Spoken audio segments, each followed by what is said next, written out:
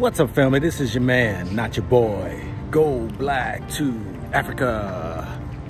So, family, you know, I wanted to do this video of my brother, Iinobe, who was from Cleveland, Ohio, and decided some years ago, about 12 years ago or so, that he decided he was going to move to Africa. He had his dreams, his goals, his aspirations. Wanted to get out of damn Erica. Put the D in front of America, capitalize the E. And I had the joyous occasion of meeting Iinobe on an African tour there in Ghana. And I want y'all to listen to this video of him and him sharing why he came on the tour and know a little bit about Iinobe. This brother sacrificed. He decided he wanted to get to his land of milk and honey. He was tired of living in a country that did not respect him as a man. And Iinobe, I think Iinobe was close to 59 years old. He was about 4 years older than I am. And looked good for himself, was in good health. And he wound up buying him some land, building him a house, building him another structure right next to it. He had a 2-bedroom he was working on. And, you know, I left Iinobe in Ghana back 4 years ago in the group, in the tour. And then I came back last year, stopped by, visited him, and saw his progress that he did on his property. And, you know, led him to tell the world what he was doing. So listen to him on this right here. Now, you know, Iinobe passed away just 2 weeks ago. And, you know, the report is he had malaria. Now, he had malaria last year, and he wound up, was trying to fix himself with herbs and stuff like that. But his family members told him to go to the doctors to get the medicine that is prescribed for malaria. And he did so, and he recovered. This year, we're not sure exactly what transpired. He was found passed away in his house that he built. And my hat's off to him, because he died in Africa. He loved Africa, wanted nothing more to be there in Africa. And he reached his dreams, his goals, his aspirations of buying land to build his own house. And he did it. And this is the beauty of when you hear of stories of people who lived their life and was determined to do what they wanted to do. And he let no one stop him. He let nobody get in his way. And he was happy. And so I wanted to share, you know, these moments of Iinobe, just quick glimpse of a brother like so many who went through the struggles in America and felt there had to be a better place. And he found it. And so don't be discouraged. Don't even think that, oh, Africa's, you know, you're going to get malaria and die. No. We don't know the real story. But we do know that when it's time for you to go, ain't nothing can stop you. It's time for you to go. And so I salute my brother who inspired me to continue to reach those dreams, those goals, for however far it takes me in my life. That at my last breath, that I be assured that I attain and reached everything that I want, and I am happy. And so, family, each and every one of you all, I hope y'all appreciate this video. This is your man, not your boy. Go black to Africa. Okay. Peace, peace, peace. How you doing, family? Hope everyone's okay. My name, I call myself Iinobe. That's I-I-N-O-B-E. My government name is David McNeil. I'm originally from Cleveland, Ohio, so I got some Cleveland family out there. I've spent some time in Chicago, so I got some Chicago family out there. Peace to Chicago. And I got some Harlem family out there too. I spent some time in New York, so I want to say peace to all my family out there throughout. This is actually the first time I've ever been on camera, social media, anything, so it's kind of a first for me. But yeah, just a little background on me. You know, I've lived in those particular places. You know, it's been pretty interesting in life. You know, kind of similar to what the sister said, Yakisha. You know, my life has been filled with racism. It's been interesting being on both sides. You know, when I was in elementary school, I heard the word nigger every other day, from teachers to other students, parents. You know, similar to Bumani, you know, when I went to school, you know, I was always the only black in the type of things that I was into. You know, I got into web development pretty early in the mid 90s. And, you know, at that time, there was no internet, no browsers, and there was just this thing called the internet. And I remember taking classes, and I was the only black in there.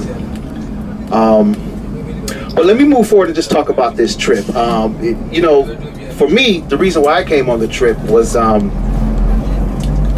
I know some of y'all out there can kind of, you know, feel this right here. I think it was right after that Trump election, if you want to call it that. I don't know what day it was, but whatever that day was, I went to sleep, and then I woke up, and I looked on that TV, and I seen all that blue, or all that red, whatever the color is, and I said to myself, I can't believe it. I can't believe this actually went down, and this guy is actually about to do what he's going to do. So that actually triggered something to me, and I said, you know what, I got to get up out of this country. I started flipping out, going crazy, and you know, that kind of led me to some online information, and I started looking into Costa Rica, because I heard about Costa Rica being pretty, you know, inexpensive to live. You know, so I started looking into that. I had to get out this country. It's crazy, President Trump. And then all these things kind of led me to Bumani's video. And similar to what the sister said to Keisha, I did crazy due diligence. I watched every single video. Again, I'm looking for the flaws, but no need to go over that again. But just, you know, bottom line, the brother was consistent.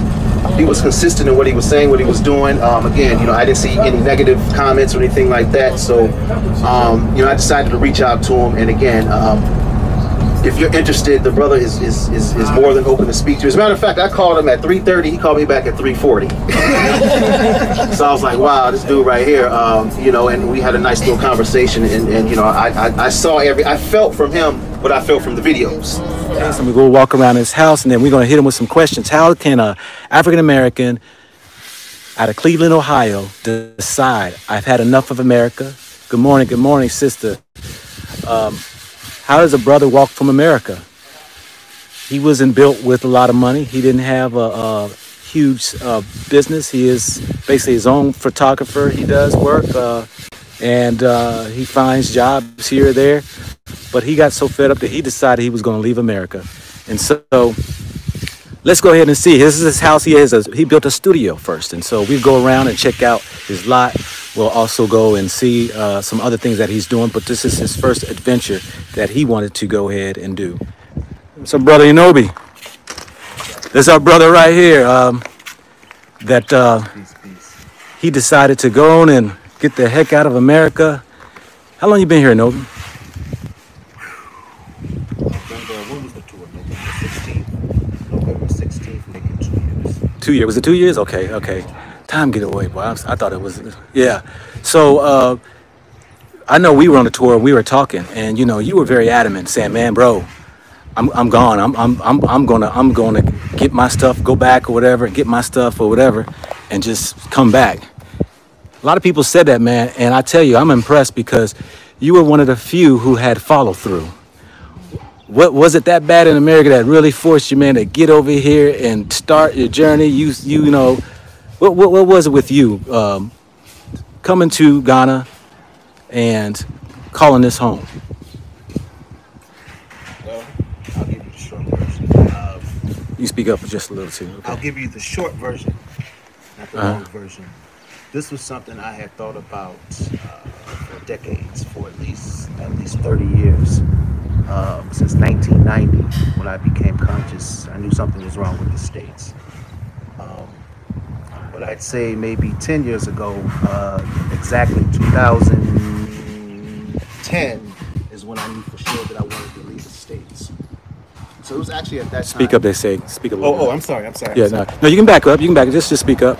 No, so it was probably 2010 is when I decided for sure that I wanted to leave. And yeah, it was just kind of something that was just in my DNA, something I had prophesied, something I had saw being conscious, you know, and I decided to make my move. And I got serious about it in 2010, and everything, all my steps just started to line up in front of me, bro. All your step. Okay, so all right, great. And so, man, was this the first time you came to Africa on our tour, the tour we was on?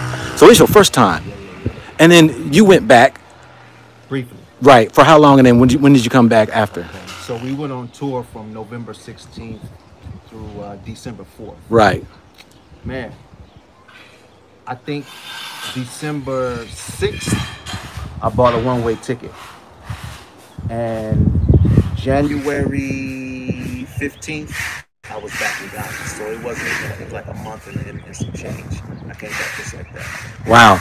And so, you know, people, family, y'all hear that, you know, this is a brother that he first time went to Africa, and in a matter of a month, he decided to move back over here, to move to Africa and put his stake in the ground.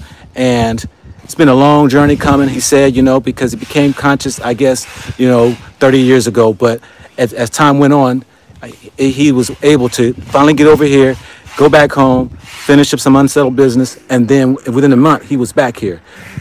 Can anybody, you think, do a transition like that? Do they need to, you know, come here and search around first? Or, you know, because sound like, you know, I've heard people say that, you know, you need to see first, then, you know, you might need to come back, do another trip, you know, maybe, you know, and settle in. I mean, what would you recommend for a person, you know? First thing I say is be clear on your purpose, your intent. Yeah. Because that will create the path for you. Mm-hmm.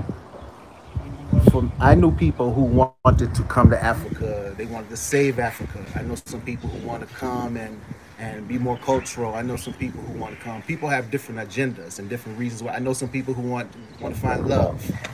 You see what I'm saying? So be clear on your agenda.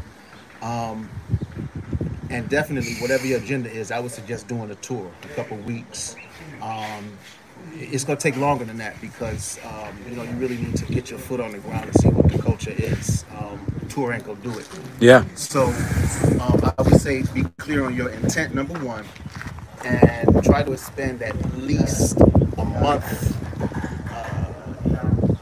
30 days, 60 days, 3 months would be good, just so you can get a taste of what it really is. TV, the internet, nah, it's not gonna do it. You need to be here to see it. So I say once you know what your intent is, you take those 3 months, 3 or 4 months while you're here, and you follow up on those intents and do your research and your networking and see what you can find out so you can really make those things happen. That's what you use those 3 months for, LA. And all that there. Well, I'm gonna walk over here to your other plot that you have next door. Now we just stepped away from his studio house, and this right here also is part of his plot. Don't look at the structure with the walls, that's his neighbor. But we're walking over here to show you, this was a 2-bedroom that you started on initially. Oh, 1 bedroom, excuse me. This is a 1-bedroom, and we decided to get the studio going first, and then we'll go ahead and come back and complete this project here. And I'm beyond words. I don't have any words to describe, you know, my experience so far. I can use a few adjectives. It's been overwhelmingly beautiful. The weather is extremely nice. The food is great. And you just have to understand the food out here is real, and the food that we're eating in the States is not real. And that's one of the first things you'll notice when you take this journey is the food is the real deal. It's healing food. So again, the journey has been fantastic. Beautiful people. If you have any reservations, I don't think that you should. You know, I would do the same thing. You know, continue to look at the videos, reach out to the brother, and you know, if you can, make this trip. It's been very, very, very beautiful. Yes. Right?